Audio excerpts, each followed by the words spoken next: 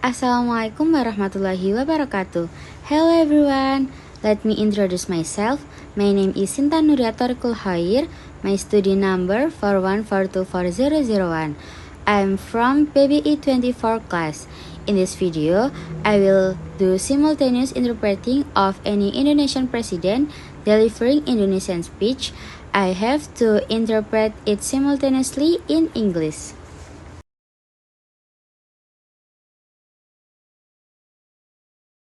Saya itu orangnya yang menjadikan negara ini saya kasih otonomi pada daerah. Bukan itu saja. Dalam Orde Baru, saya cerita mekanismenya. Orde Baru itu pada tahun di mana dilaksanakan, boleh dikatakan, sidang umum MPR. Yang penting adalah dua orang. Pertama, setelah pemilu dipilih yang namanya koordinator atau ketua harian keluarga besar Golkar atau ABG. ABG adalah ABRI, birokrat, dan Golkar. Yes, I'm the person who made this country. I granted autonomy to the regions. Not only that, regarding the new order, let me explain its mechanism. During the year of the MPR General Session, the most critical initial step after the election was choosing two individualism, known as the coordinator or executive chairman of the extended Golkar family or ABG. ABG stand for ABRI and Golkar. Ketua ini mempunyai tiap fraksi itu mempunyai namanya wakil ketua atau ketua pengganti. Dua. Jadi yang memimpin itu 7 orang. Yang menyusun kabinet adalah 2 orang. Satu presiden terpilih dan satu ya ketua harian dari keluarga besar Golkar itu. Anda bisa periksa. Kabinet pembangunan pertama, koordinatornya namanya Jenderal Soeharto. Presiden terpilih namanya Soeharto.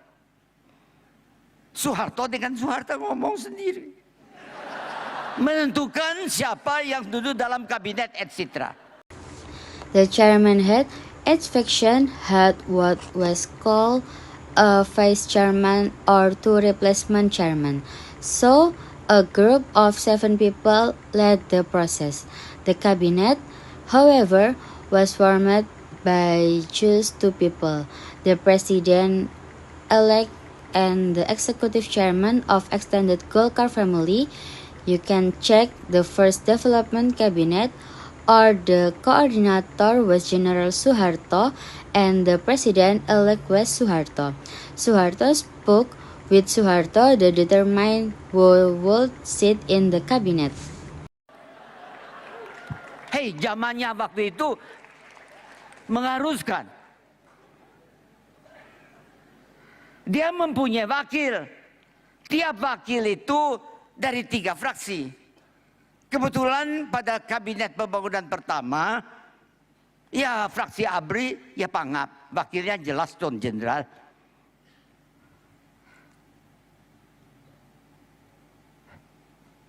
Fraksi Golkar, ketuanya seorang jenderal, Amin Murtono.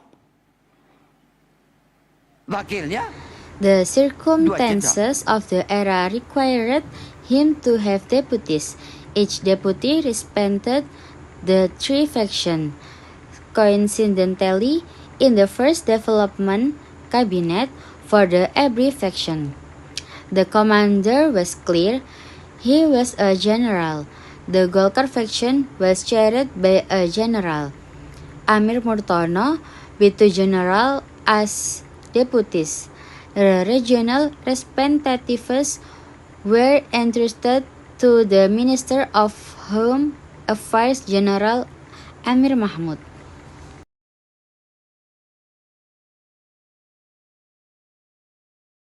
Utusan daerah diserahkan kepada Menteri Dalam Negeri adalah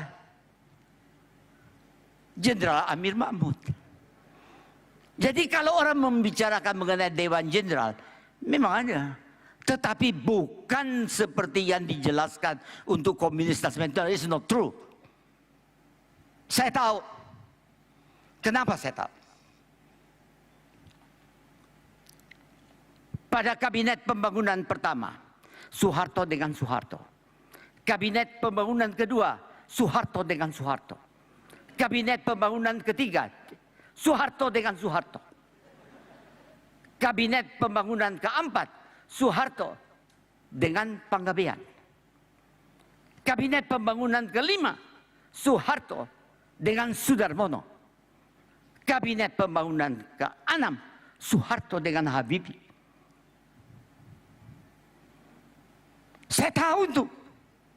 Saya banyak catat. Kabinet pembangunan ketujuh, Soeharto dengan Habibie.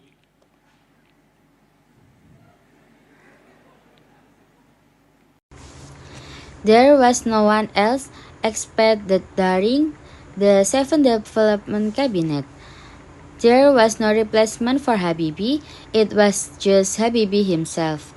So, when it suddenly unfolded how the vice presidency came to be, it memorized it, I struck it.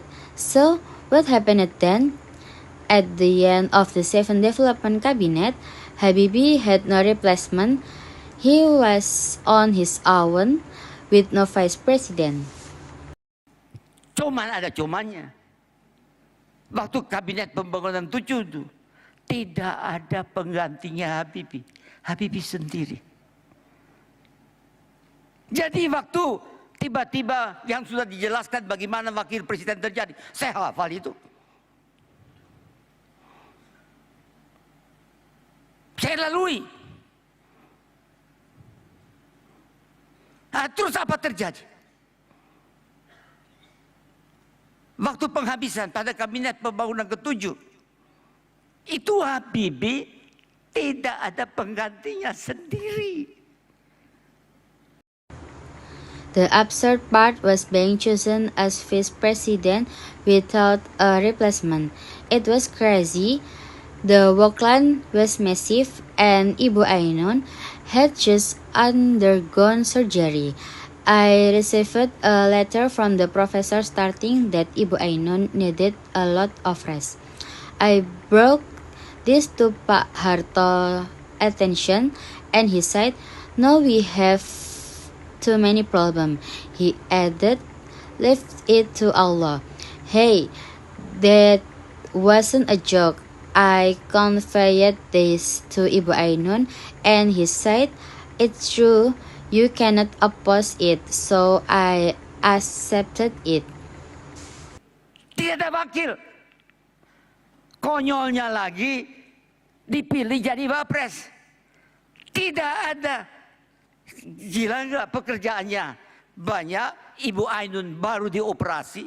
Saya dapat surat dari Profesor Ibu Ainun harus banyak res. Saya perlihatkan Pak Harto, dia bilang enggak, kita banyak masalah.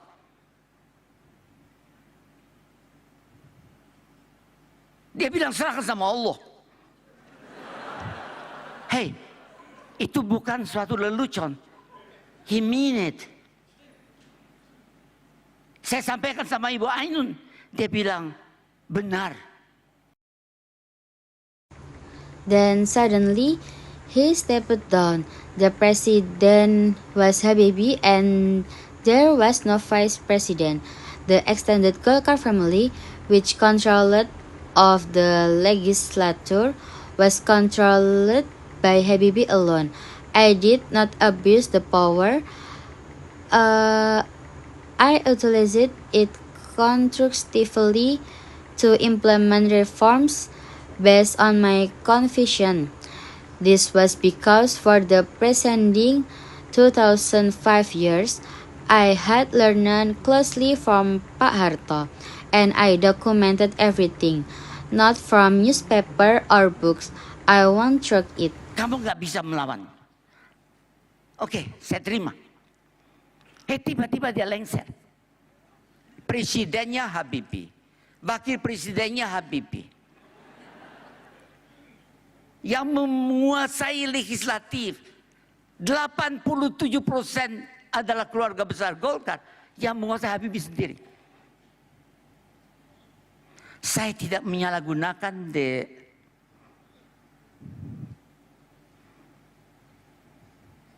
saya memanfaatkan dengan baik. Mengadakan perubahan-perubahan berdasarkan keyakinan. Karena sebelumnya 25 tahun saya belajar dekat Pak Harto. Dan saya catat semua. Bukan dengan dari surat kabar atau buku. I went through it. According to the law posited by Montesquieu, the three powers in a political system must not be controlled by a single individual.